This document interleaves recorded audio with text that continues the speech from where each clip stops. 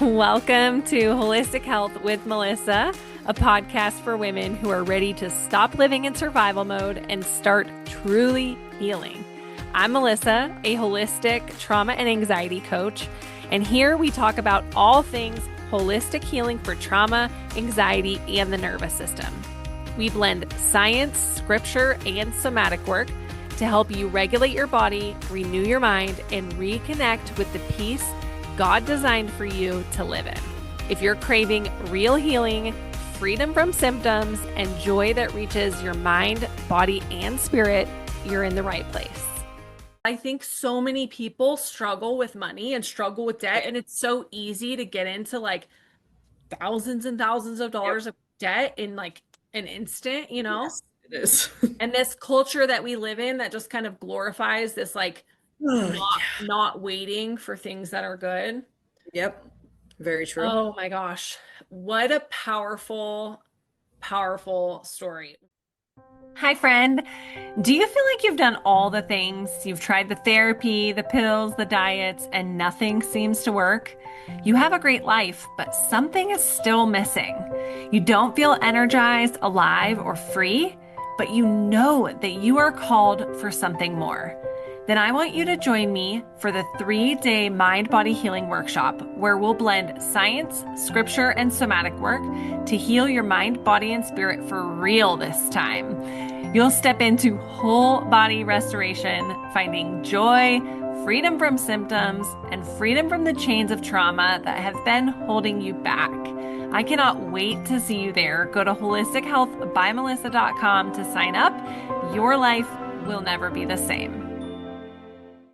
Welcome, everybody, back to Holistic Health with Melissa. I am so excited that you are here. I have been looking forward to this conversation for many weeks now. And yeah, we're going to dive right in. I'm going to read the guest's bio. So Sammy Wedemeyer is a homeschooling mom who deeply loves Jesus and is publicly navigating the journey of paying off her family's debt. Through radical honesty and transparency, she shares what is working, what is not, and the real life strategies she is using to cut costs and bring in extra income. She openly documents the emotional and spiritual side of the process, including the grief, growth, and surrender that come with lifestyle change. Her heart is to motivate others, reconnect people to Jesus, and boldly live out her calling as it unfolds. As her platform grows, so does her obedience, and she is known for showing up authentically and without pretense because she believes that honesty is truly what matters. Sammy, I am so thrilled to have you here. Thank you so much for coming on the podcast. Thank you for having me. This is I was sharing with you before we started recording, like I saw your account, like you've been sharing, we're on day, whatever, 59, 60, Something, yeah. 65, something, I don't know, something. You've been sharing since the first of the year, right? And it's March 2nd while we're recording. And you've been sharing your family was in debt and how to get yourself out of that debt. We're going to deconstruct that whole story, but I saw your account like either day 1 or day 2, and I instantly started following you. I was drawn to your honesty. I was drawn to your love of the Lord. And it was not too long after that I was like, I have to have her on the podcast because you talk about so many good things. You talk about surrender, you talk about the grief, you talk about this lifestyle change. Like you're completely changing, you're paying off debt, but like you're literally changing your life in real time. Yeah. And it's so, so powerful. So I'm so pumped for this conversation. It's going to be so good.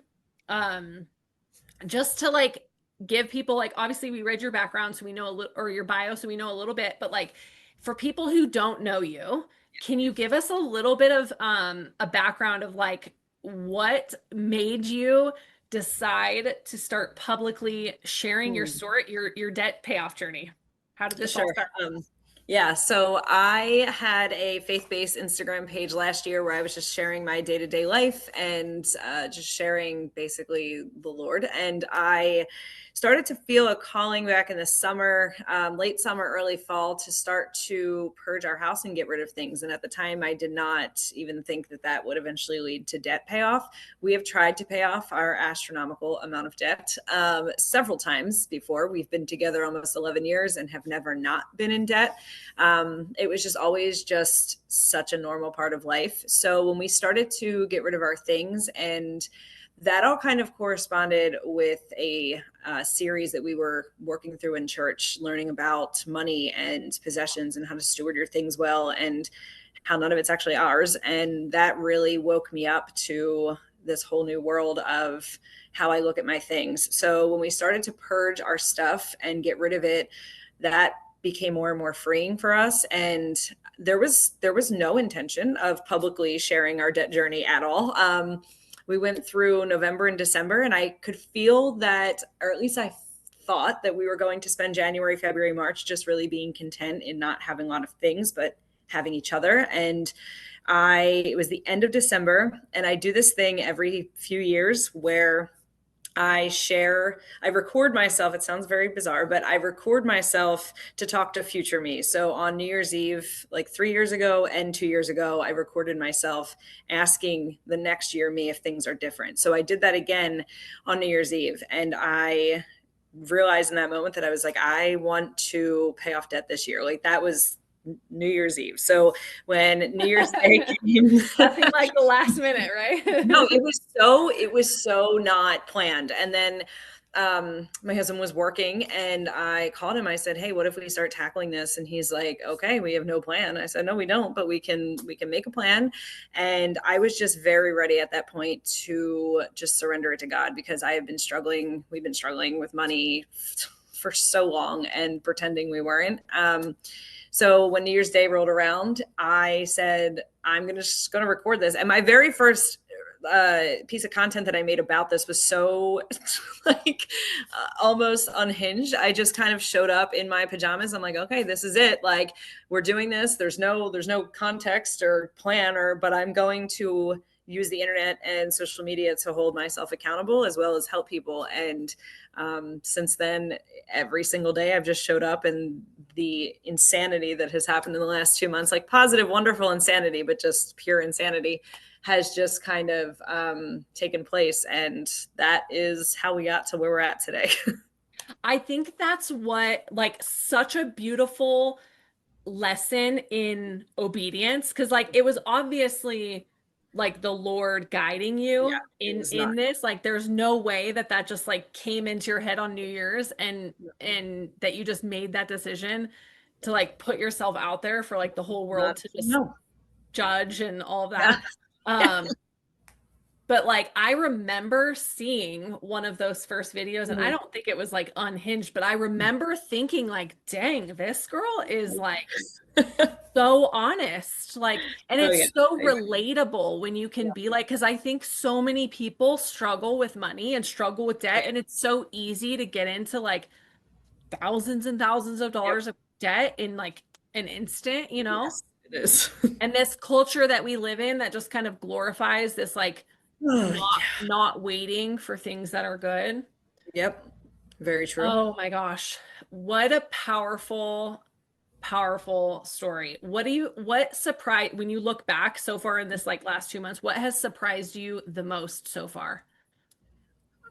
Easily the fact that going into this, I did not know what to expect, and the blessings that God has continued to put upon our life is something I've never seen before. I mean, I can look back on my life, even when I was a non-believer, and see in hindsight now everything that He's done for me, and He's always had a hand in my life. But recently, just the miracles that continue to happen, and the surprising part of restoring my faith in humanity, and that people are good, and that God uses people to help people. And that's the biggest motivator, I think, for us right now, is the goal. Yeah, we want to be free of debt for sure, but we want to be free of debt to be able to help and steward other people, because I now understand that this is the whole point. And I was very much self-centered before. And I always wanted to help people. My career before staying home was helping people. My husband works in a field that helps people.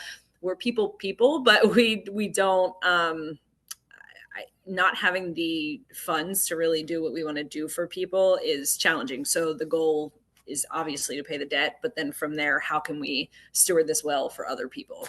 Yeah.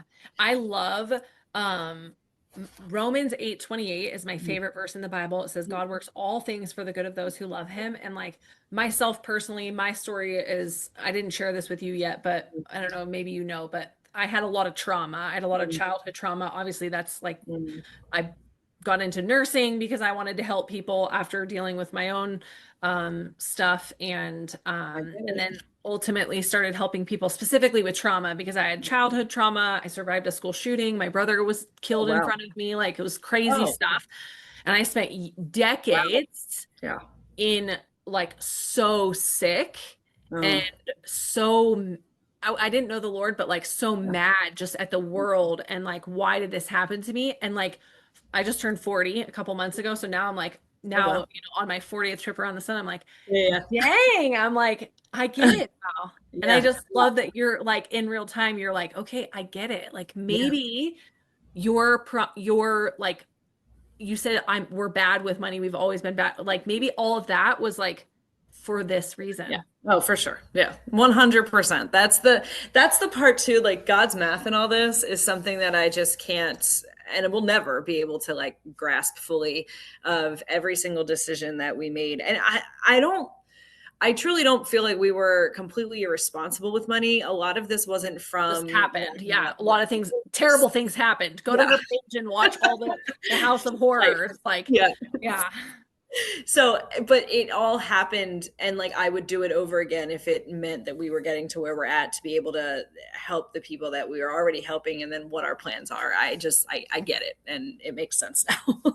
God is so good. Yeah, he is, and that's that's always something that I think, especially either being a new believer or even in your faith, when things happen, wondering if God is good. I share that on my page too, because that is a very common question. Why does God do X? And I just feel like when you understand that he will turn everything for good if you want him to, and if you can see that happening, and if you're open to that, it's just a beautiful thing. And for so long we tried to do this without him, and it did not work. So Yeah.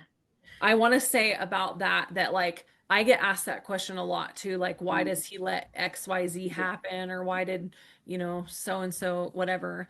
And I always like, God doesn't make yep, bad things happen, but like we live in a fallen world. yep, Sin entered the world and bad things happen because of that. yep, God allows some things to happen because he's good and he can turn it for good. Like I think of my own story. Like yeah, my childhood was riddled with trauma. My brother died. Like, yeah, do I want to yeah, relive that? God, no. right, Like, right, do I wish that my brother was here? Yes. yeah, Would I have the same life today? Like, I literally am walking my calling on earth. Like, yeah, I've never felt more fulfilled, more like, I've never felt more happiness and yep, joy and peace and contentment and yep, alignment than I have in this moment in my life. yep. And if my brother was still alive, if he didn't die, like, would I have this? Right, right. I can completely understand and empathize with that, of going through a lot of trauma, and understanding in the time, not understanding it, but in hindsight now, I'm like, oh, all that had to happen for this to happen. Yeah. It's yeah, it's a tough thing to walk through, and it's hard when you're in the thick of it. But Yeah. I keep trying to remind people that are in the thick of it that you have to come out of the pit eventually. It has to be made for good. I truly believe that. So Yeah. It is hard in the moment to remember to stay focused on the fact that he is good because yeah, in our fleshly like experience, in our real human fleshly experience, Right. it can really suck. Yeah. Yeah. Yeah. But staying focused on like his promises and his mercies being new every day and like Yeah. his character, like that's what gets you through it. I completely Oh, agree. so good. Oh, I love the Lord so much. Um, so I want to talk about, you've shared on your page a lot about grief Mm, over the life that you lived, right? right. Like you lived a totally different life in December than you live today. Kind of like unpack what that actually looks like for you day to day and what's going on there. Yeah. So our life prior was very uh it just kind of like was there. We did the same things every single day. We would drop the kids off to my in-laws twice a week and it would be routine. We would go and spend money on food. We'd go to, I'm a big thrifting girl, and we would go thrifting, or we'd go to Home Goods, or and it was just we were hopping everywhere, and I was not totally aware of what I was even doing, let alone why I was doing it. So now our days, especially our date days, look very, very different. We are very, very strictly budgeted of where every single solitary penny in our account goes, which I've never been this hyper aware of that. The grief behind it, the first couple weeks were hard, but I honestly feel like having my platform and being able to share all that in real time helped, because there was a lot of support there. And then I was showing the real side of the fact that, yeah, you're going to have to like die to self. And that becomes Mhm. really, really challenging when you're actually doing it. You can say it all you want, but to actually do it and to fight the urges, you become the hyper awareness that God has put in my life of, I mean, everything from the way I talk to people, how I just steward my home, to how I value my things now, to where our money goes. And it's crazy. And the consciousness of the decisions that we make, I think, is also something that was a lot to work through. I didn't realize how much we were just in these patterns. And I was so stuck in just this like pattern behavior of go and spend money and do this and spend money and do that and spend money and then feel guilty and then like try to sell something on Facebook to make up for it, even though you wouldn't acknowledge that that was guilt, and then just like repeat this cycle 2 days later. And Mm. it just, I didn't realize how much I placed value and identity and like personality and connection into my items and the things that I was buying. Food is also a really, really, really big thing.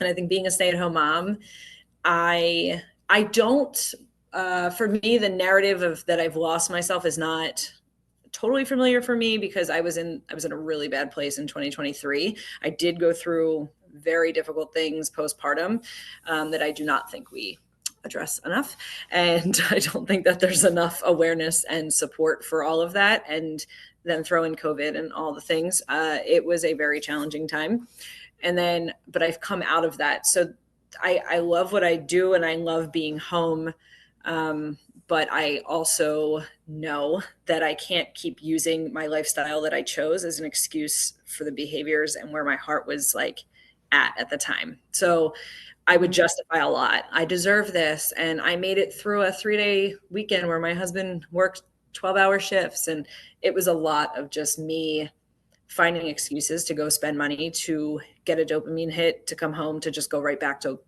being blah. So, um, yeah, but it's funny. I have less now, but I feel way more fulfilled. And like, I know my purpose now. My purpose is very much to help as many people as I can not be in this place. I just, the ideas that are coming to me of how to continue to help has been truly also a blessing. So my time is now not spent spending money, but spent figuring out how I can make money and what I can be doing to help others, and how I can be more present at home and not distracted by other things. What do you think that it was giving you? Like Mm. those coping mechanisms, the shopping, the food, like what was it giving you emotionally? A like a purpose almost. It gave me this like approval that what I was doing at home, that I like earned this thing. And I also, no one knew that, right? So the inside of my home was curated and perfectly put together, and I always tried to make sure it didn't look like my kids lived here. And it was exactly, we live in this world where that's just thrown in your face no matter what app you open, that you're meant to have this like aesthetic home, and that you're meant to bring in items from outside and make it just be this thing that it's just not. And I spent so much time trying to be this like lifestyle, and I've or trying to live in this lifestyle. And I, now that I'm out of it, I don't care about my stuff at all. And it's my time with my kids and letting it look like they live here, and getting my enjoyment from going for a walk or having a really good conversation with somebody about what they're going through, or praying for strangers on the internet, or spending time at my church, or that all is now fulfilling this void that I did not know, I guess, was there when I was out shopping. And I Yeah. think too, it was also this level of like my time, like this was just for me, and I was doing and I earned it and I deserved it. A lot of that attitude of, and that's everywhere. I mean, it's, Yeah. we justify everything. So Yeah. Um, are you okay with like sharing a little bit about like what was that void? Like, was it coming from stress? Was it coming from exhaustion? Was it like post 2020, postpartum kind of like trauma even, or yeah, like a belief of yourself, like this is what you had to do to make yourself worthy, or like where can you? yeah. So ever since I became a mom, I became a mom for the first time in 2018. And I mean, I've always liked to go thrifting and shopping and stuff, but it definitely, motherhood, um, I don't, I don't want to say motherhood like did this. That's not what happened. I just, I was, I think the vision in my head of what I thought motherhood would look like with community and how I grew up in the 90s is not at all what ended up happening. So I had our first child, and then shortly after our second, and then COVID happened. So there was no village, there was no nothing. And my husband was a what are they called? First a responder. yeah, but the mandatory, like he had to go to work. So my husband had to go to work. So there was no him being home or working from home. So I spent a lot of that time alone. And With two little but babies. with two little babies, Yeah. and yeah, they're they're Sorry. they're very close in age, and I spent any moment I could escaping by scrolling. So then I think when the world Mhm. opened back up, my brain was full of just this constant narrative that like motherhood is hard and you deserve a break and you don't need to be around your kids all the time and we need support. And so I fed Mm. this whole thing. So when the world opened back up, it became, I'm leaving because I deserve it, and like you can take care of the kids, and I'm leaving because I deserve it. And where I would go was always the thrift store, which manifested into me having an online thrifting, an online Instagram like vintage shop, and that worked for a few years until it didn't. So it's, I just kept trying to fill this thing, but it's always been leaving to go shopping to, one, it was the whole narrative of I need to get out of the house, which I don't actually need to get out of the house. I need to just steward my home better so that I want to be here. Two, I need better structure at home so that I don't feel like I'm needed 13 hours a day. And I didn't know any of this or learn any of this until like right now, to be honest with you. um, and it was just, it just became, but it was like an alter ego. Like it was almost like an opposite life where I was, we were in debt. Our debt hasn't changed. It's fluctuated, but I was still swiping a card. And I don't know if it's the thrifting aspect of the thrill and the constant dopamine. I also have very heavy ADHD. So that plays a massive role, I think. But sure, amongst other things, especially when my trauma happened, I think that there's a lot of missing pieces that didn't occur there. So I've always just kind of been wandering through life and doing what I thought was normal. And I feel like society very much paints little Target trips and little home goods trips and Yeah. all is like, Perpetuates that. as what we should Yeah. be doing, especially as moms. So yeah, I think that's kind of what fueled that. I think that's so relatable for moms, like because you have this like it's like two different experiences. Yeah. This experience of like connecting with people. We're more connected than ever, but we're more disconnected than ever, right? Like social media, this online space, like we don't even know each other and we're connecting from Yeah. like thousands of miles away on Zoom. Like this is such a blessing, Yeah. right? In a lot of ways, but also it's created this like separation and this idea like when you go on any of those social media apps, you have this picture of like this kind of almost constant Yes. feed of like my life is not good enough because it Yep. doesn't look like her life. And I Yep. think it could look anyway. Like it could have been you and your life looking at social media and like what you're being fed on social media is Yeah. like possibly completely different than what like I'm being fed, right? But we're no matter what, it all boils down to like thinking that you are not good enough and like Yep. what you have is not good enough. And I Yep. feel like that's the core wound of literally every single woman, Yeah. probably Oh, every person. I work primarily with women, but like I literally think that's the core yeah. wound of every person alive. It's very, very true. And you live in this place. And even like my husband, we went through years of just living in like the bitter barn. Like we were so bitter and so jealous and so um why them and why them and why them, and like never cheering anybody else on because I was just constantly being fed that this is like, and even our family, like you know, it was different for them. Like it was just a different time when they had little kids and there was more community and there was no social media and there was no, you went Yeah, over to each other's house and it all totally. was just this like house. It just looked like a home that was lived in. It was not what it is now. And on the opposite side of that, I do receive some DMs from people that are respectfully explaining to me, uh, not that I would ever try to talk somebody back into it, but explaining to me why my journey is something that they have to separate from and they have to unfollow me because they're starting to feel like, why am I not being blessed like this? And why am I not experiencing what you are? And why is our debt still what it is? And my response is always, I try very hard to see people for what they're going through and understand it. And I don't think that there's enough and maybe that's my fault, but like explanation that I have also been very much in the pit and I have also been very much through the ringer, and I waited and was crying out to God when I was telling people I didn't believe in God. And there was a lot of waiting and a lot of trauma and a lot of really hard stuff that I had to experience. And I guess I finding the balance, like I don't want it to ever appear like I just show up on the internet and everything is perfect and we're getting Yeah. all this, you know, Yeah. and You're like, here oh, I it's like, it's am. good. It's good. Like My dad's like, yeah.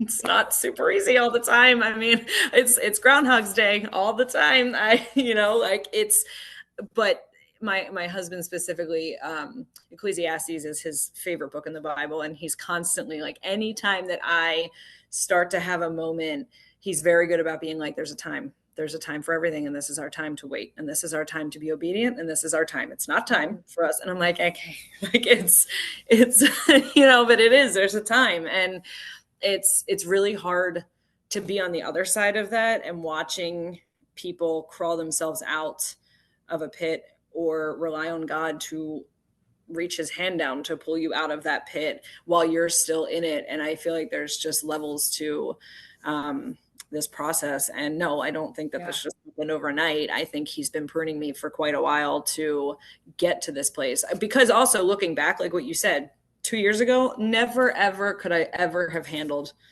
this and the heaviness of this if Yeah.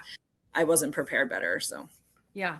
But it's all like, it all goes back to like what we already said, which is like his plan is so much better and bigger and like you can't even imagine like people who are still in it, right? Like if they I empathize with them if they're also in debt and they're struggling and they're like, well, but I've been posting on social media and I'm not, yep, getting, people reaching out to me, or I'm not like making more money, or I'm not like monetizing or anything like that. Like I'm not able to pay off my debt. How come you are? yeah, Like yeah, I can empathize with that.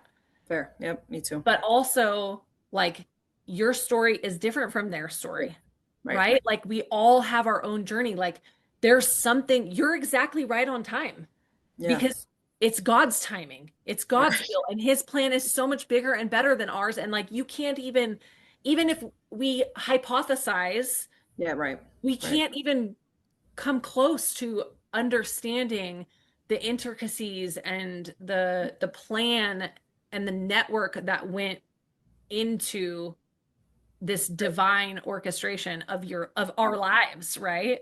It's And that's not so to minimize their experience. It just is. Yeah, it just is. And that's a really, I know, and that's the part, we've lived in this house now for a little over 4 years, and we moved across the street. This was our seventh move in 8 years.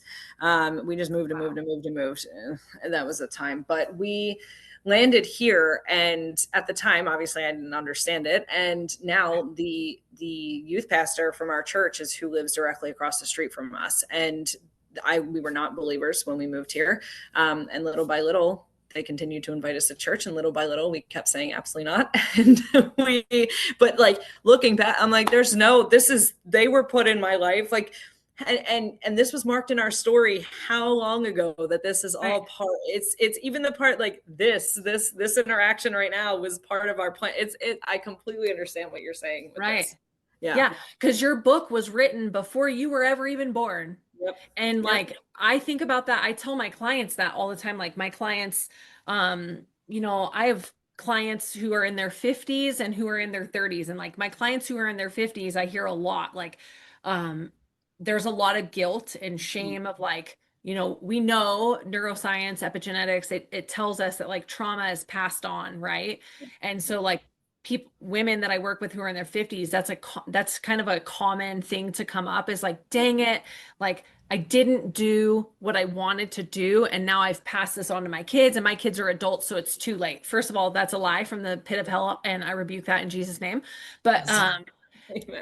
but secondly, it's like my response is always the same. It's like, no, Yeah. you are exactly right on time. The Yep. best part about all of this is we Yep. can't screw it up. No, it's We can't right. mess it up. His Right. plan is already written. Yep. Yep. And he It's so already true. knows whatever decision, if you're going to make a decision this way or this, you're going to go right or left, he already knows. And Yep. even if going left is the wrong decision, he already knew you were going to go Yeah. left. Yes, he did. That's all part of it. I know. And that's a That, concept I still like can't grasp. right? There's It times where provides so much so much yes. comfort to Yes. me that I'm like, I can't screw it up no matter Yeah. what I do. I remind myself that if I'm like fretting about a decision, I'm like, Yeah. I can't screw it up. No, So he will figure it out yeah. for me. Yeah, I know. And maybe I'm meant to screw this up to see where I end up, because that's, lo Yeah. and behold, we all live it. So, Um, so like there's so many good like so much wisdom in your story and so much humility that I yeah. see in you and I'm just so thankful that you're willing to share um the story. The other thing that I want to kind of talk about is you kind of alluded to it a little bit ago, but you mentioned like this kind of like you see this life on Instagram and then but you were kind of like telling yourself like, oh, momming is, parenting is hard and like I deserve this and whatever. And like I think that that's a valid statement. Like Right, parenting is hard.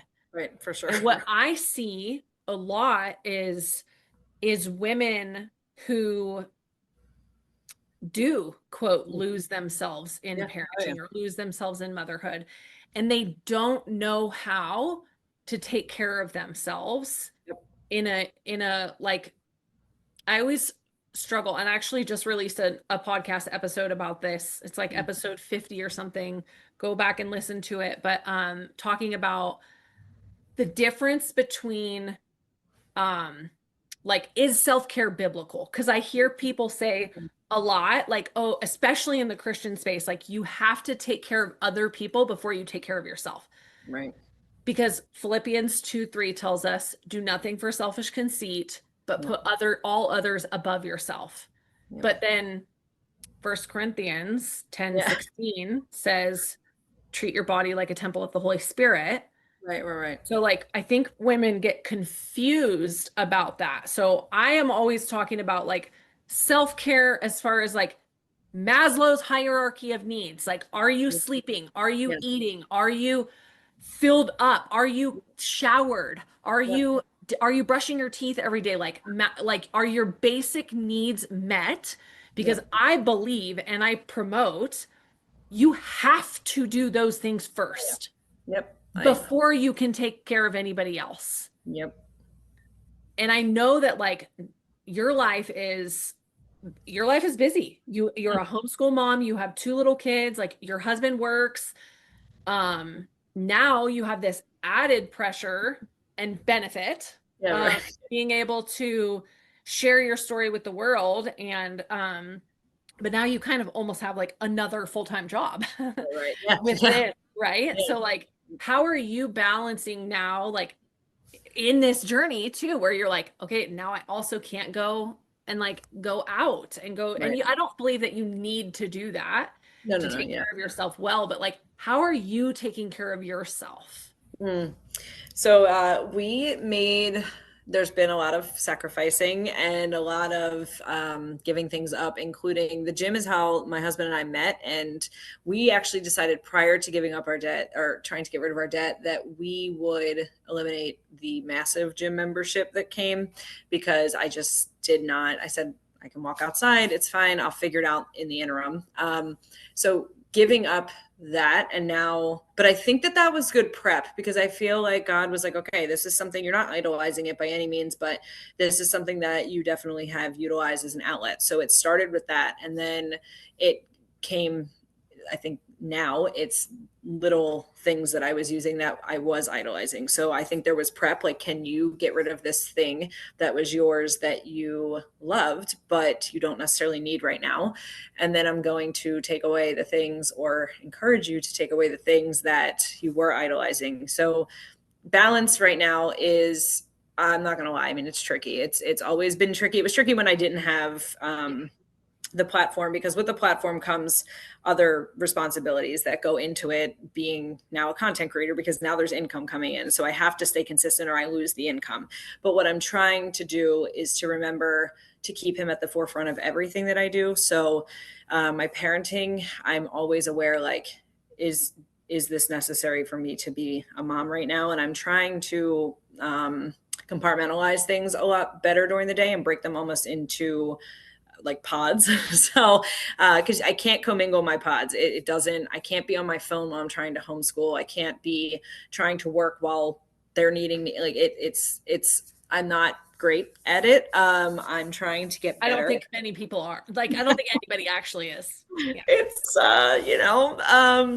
because I also know the whole point is my children are a massive gift from God, and I want nothing more than to do better now than where I was at when they were little. And I was so disconnected from my own reality that I was not the mom. I was not a bad mom, but I was not the mom that I am now that I'm healed and have God. I think it would have been a very different couple of years, but it's okay because it led me to this. Again, I'm trying You're to have exactly right on time. that yes. So I'm trying now to make sure that the rest of the time of their childhood that I am present and I am with them, while I'm also trying to take care of me. And now taking care of me feels differently. My things that I prioritize are very different. Showers are a must for me because that's where I pray and think and I'm left alone. And everybody in the house knows, do not come into the bathroom when I'm showering. So that is like a sacred spot for me. And I have a whole, like, I take that very seriously. Also reading my Bible is my other huge, please don't talk to me. Like I am, this is important. And it's funny because it's blending into our homeschool time, which is affecting a lot of things. And I continually pray for God to wake me up earlier so that I can get up before my kids. And he has been, and I keep going back to sleep. So just to be completely transparent, that is a huge thing that I'm struggling with. I am not a morning person. Hey, Lord, please wake me up before my kids and help me get out of bed. And then the second part, and then get me out of bed, because he's doing it, and I mean 5:30 consistently, and I'm like, I can't. So I also, and it's little things, right? So I budget now specifically for a very specific coffee that I make at home because I like it, and I have little vices that kind of give me dopamine hits throughout the day, so I don't need to go and seek them. I healed my relationship with food a while ago. I had a very not so good relationship with food, and now we're on the same page. I feel like food and I are food and me. So that has helped.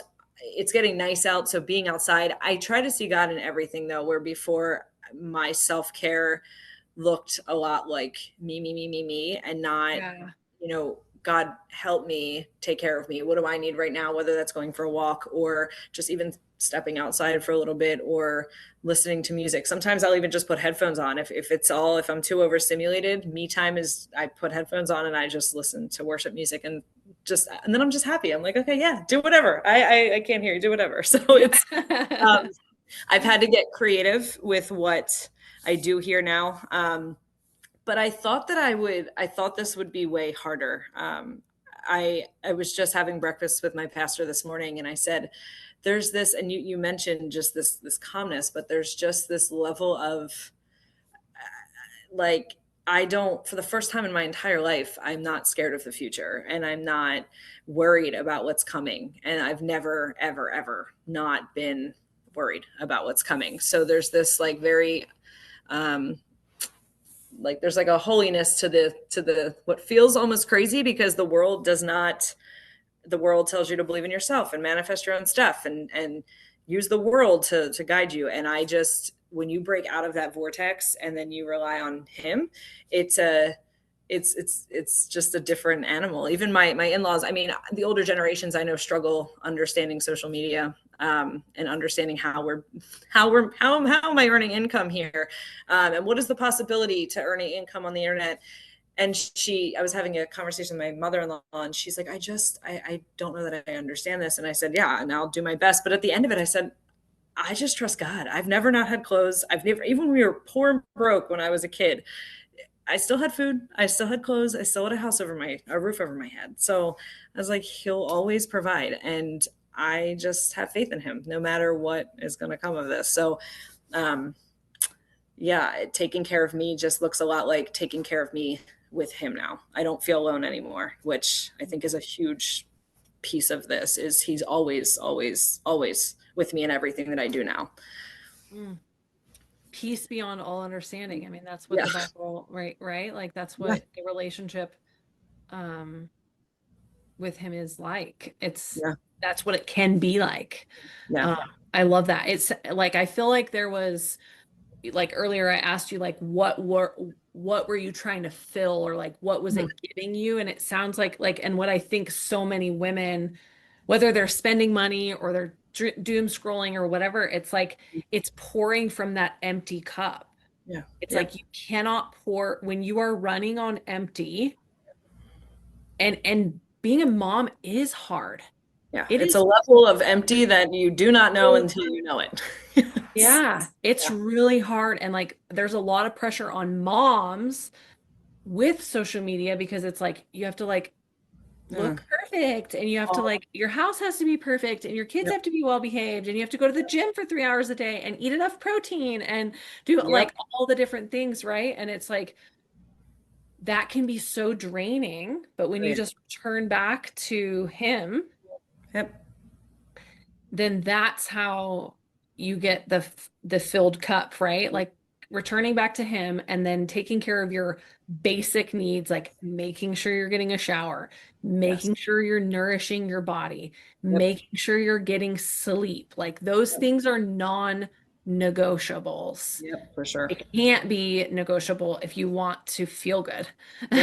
No, I know. And I think too, communication with your partner, because there's times where like we're very good at nonverbal, where like he'll just let me borrow his nervous system for a second. And I'm like, I just please hold. I know the house is burning. Just please hold me because I'm going to lose it. And I definitely struggle. Like I have a history of not being the calmest person. And I am very much working on learning. It's also eliminating the stuff, like I said in the beginning, also freed up so much space for God to work, because I wanted so badly to heal from a lot of these things that I was still doing, whether they were past on traumas or whether it was things that I was never coping with or never knew how to cope with, or like learning coping skills was something. My coping skills were not healthy.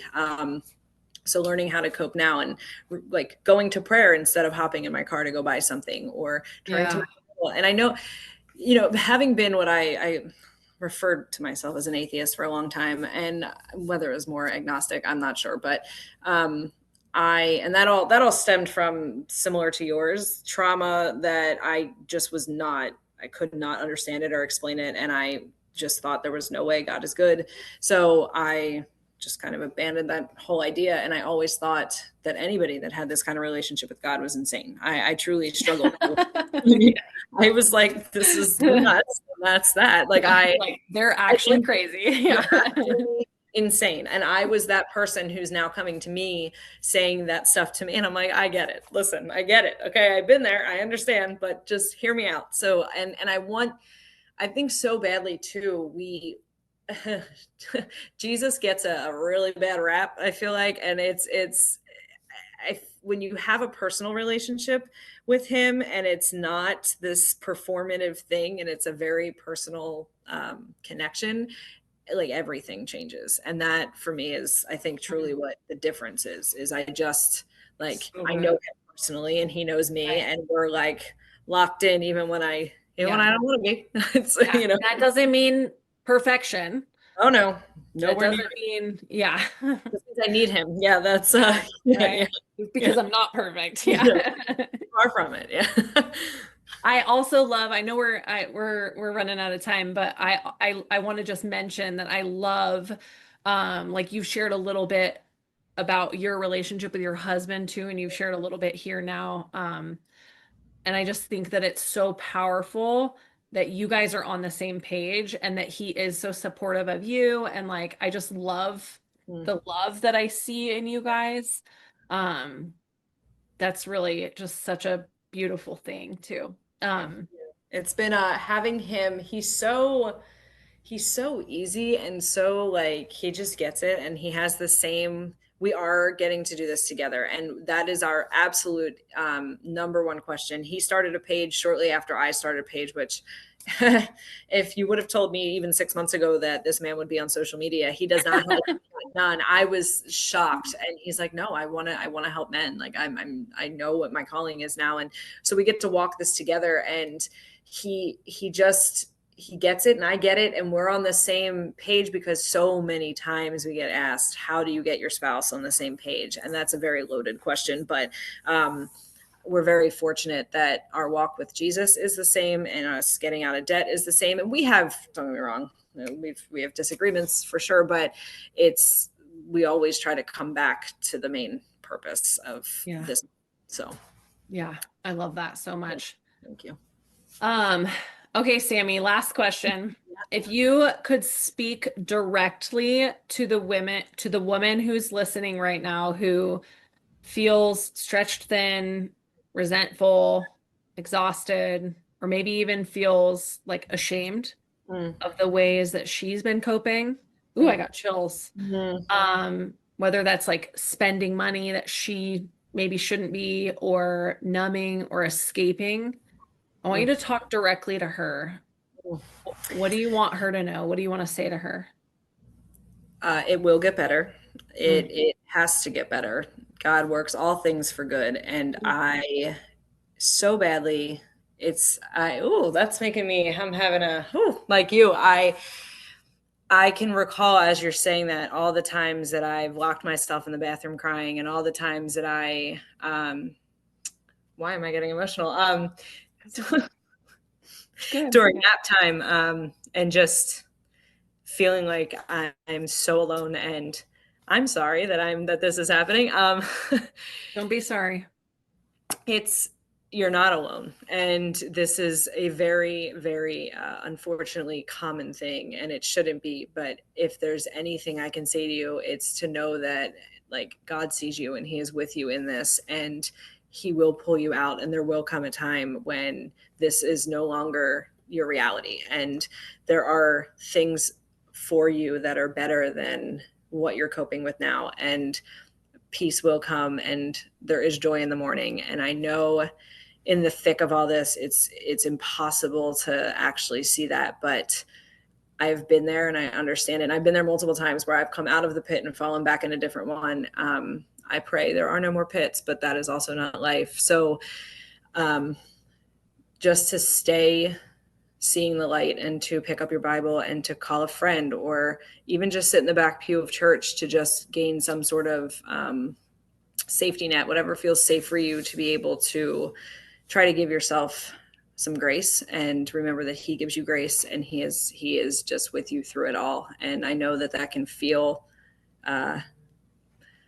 almost unreal, because why would I be going through this? But this is part of the story, and this is part of your redemption story will come from this. And in order to be redeemed, you unfortunately have to experience the lows. And I just see you, and I would love to just pray for you and know that you're not alone in this. Yeah. Amen. Amen. Well, Sammy, if anybody is listening and wants to follow your journey, wants to see what you're all about, how can they get a hold of you, or where can they find you, I should say? I'm on Instagram and Facebook. I have dabbled into TikTok. It's all the same thing. I'm just sharing the same information across platforms. My handle is my name. It's Sammy.Wedemeyer, and I'm on all three of those. So feel free to find me wherever. I would love to have you as part of this journey. And I'll include the links to those in the show notes, so you can go check her out, support her mission. Yeah. And thank you so much for being here. Like, what a rich conversation. Thank you. Yeah, this is great. Thank you so much. Awesome. Well, if this episode resonated with you, please like it, share it, send it to a friend who needs it, because Lord knows that we all feel so alone in so many different seasons of our lives. And share this with a friend who's maybe struggling or could use some support, or is going through a similar journey. So thanks for listening. And remember, healing is always possible. Doesn't matter what's happened. Doesn't matter what the doctor says. It doesn't matter what your past has looked like. Doesn't matter if you're $250,000 in debt. Like, healing is always possible. Yes. And thanks for being here, and I'll see you on the next episode. Bye. Hey everyone, thank you so much for tuning in to Holistic Health with Melissa. It is such an honor to have you here. If you found value in today's episode, would you share it with a friend who might need it too, and leave us a review? If you have questions or topic suggestions, reach out on social media or visit our website, holistichealthbymelissa.com, and take care. I'll catch you on the next episode.